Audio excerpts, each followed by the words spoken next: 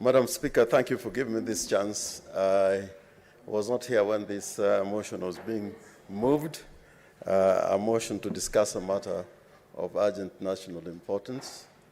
And I have the privilege at least to listen to one or two speeches, including the speech of Honorable Senator Abishiro on my way here. Madam Speaker, everybody knows that there's a crisis about fuel in the country, and that nobody can deny. And I think the sooner we get a solution to it, the better. And there are signs that the government has taken certain measures where it can to try and resolve the issue.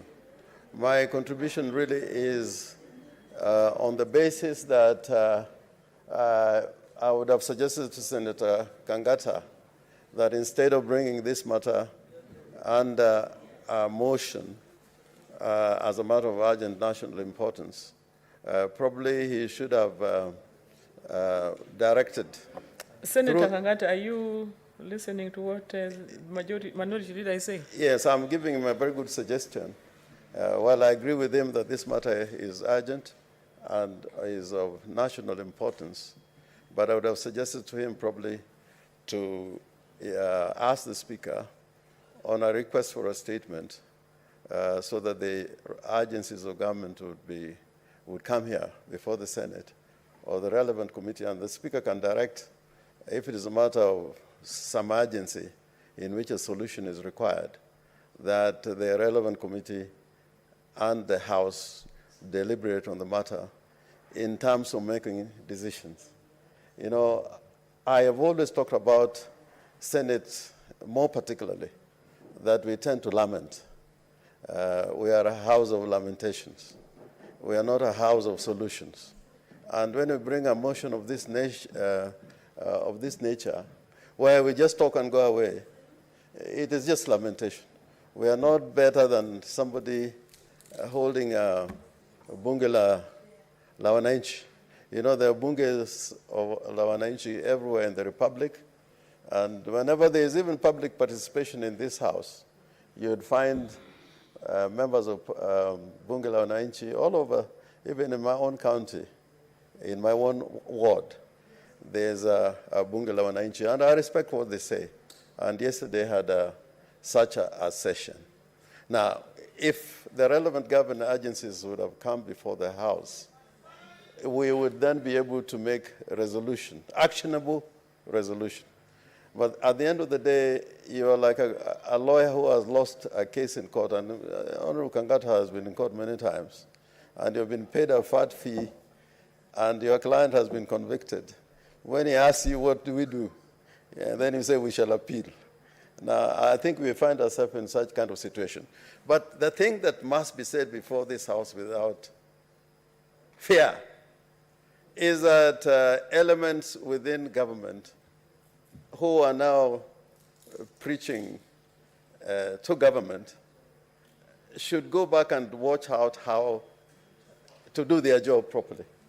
And I heard what Senator for Nyamira was saying. You know, you cannot have a country in which the deputy president in the Republic of Kenya, in that high office, with the executive powers, there are powers which are allocated to that office that are outside the powers of the president, direct, including powers in IBEC. He's the only person under the law that is required to chair that institution. But now, if for 4 years you are just talking about yourself, in fact, he's not even talking about how to make Kenya great, it's just about himself throughout, how he needs to be president. It's like, you know, somebody talking about going to heaven without going to church. I think this should change. This should change. But I'm glad that the signs are there written on the wall, that that particular individual will never be the president of the Republic of Kenya. It is written out. There's a time when I had doubts, but now I have no doubts. No doubts at all. And I've made many predictions before which have come right. But this one, I am sure as the sun rises in the morning, that he shall never be the president of the Republic of Kenya. Because those who serve the country must offer solutions. Those who choose to be part of government may have chosen not to be part of government. But you have chosen to be part of government and be deputy president, and you are required to be a principal. Madam Speaker, just 2 minutes only. Yeah, I thought. Yes, I think I deserve. Granted. That's 2 minutes is granted. Somebody has taken an oath. Me, I've never taken an oath. If I criticize President Uhuru, I have no problem. There's no constitutional problem. But here is somebody who has taken an oath under the Constitution to be the principal assistant to the President of the Republic of Kenya. Nobody else has those powers under the Constitution. And then he sends poor Kangata here, who otherwise should be campaigning to be governor, to make this statement, which has no end or no beginning. And then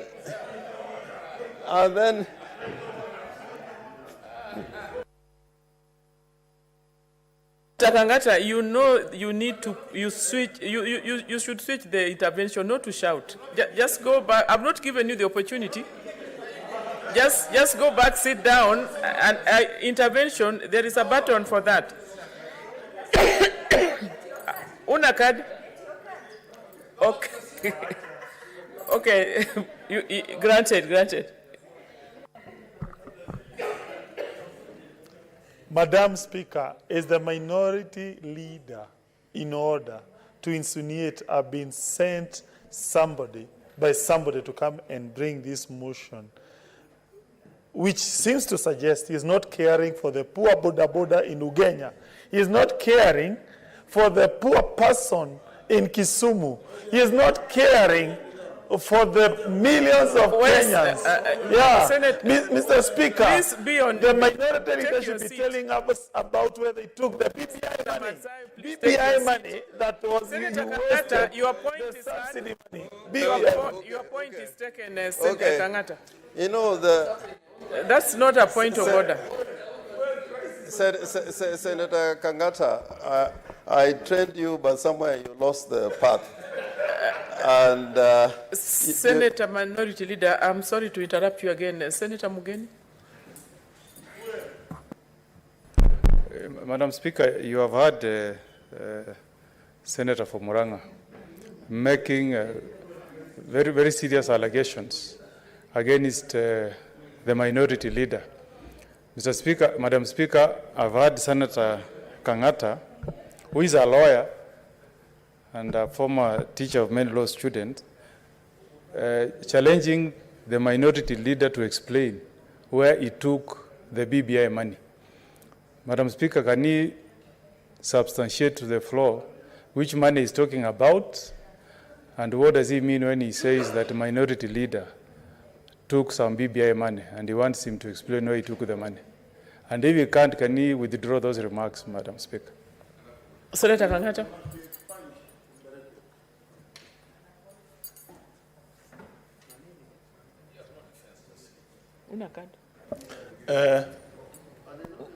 Madam Speaker, I rose on a point of order.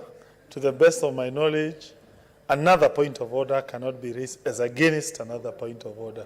So allow me to restrict my issues to the minority leader. He needs to give me an explanation where he seems to suggest I've been sent by someone. I have not been sent by somebody like another government official to bring this statement.